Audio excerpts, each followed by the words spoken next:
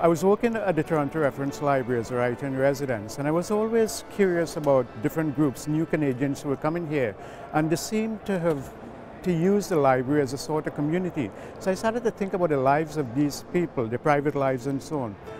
So that was in the back of my mind, and then one day I was on the GO train back to Ajax from Toronto, and I saw the city from the edges looking as though it was changing, and I tried to imagine how a young person would view the city. And I imagined a young fellow sitting in the same spot looking at the city, and every time he blinked it changed in some irrevocable way.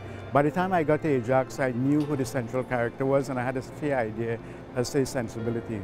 In The Amazing Absorbent Boy, the central character is Samuel, and he's 17 years old. He's moved to Toronto following the death of his mother. He's moved here to be with his father. His father, however, sees him as a burden.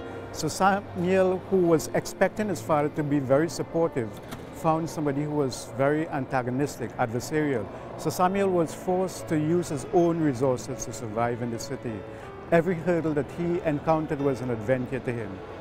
Toronto in this book was almost like a character, because in every single chapter, the main character went to a different part of the city and met somebody who was representative of that part of the city.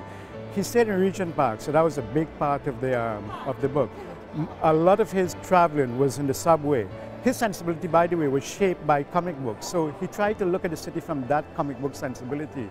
So he saw people in a sort of exaggerated way. And Union Station here, a very central part of it was almost a kind of nexus, a connecting point. Winning an award like this, it gives you a certain kind of justification. It furthers your justification for writing. It's a way of distinguishing the city from other cities.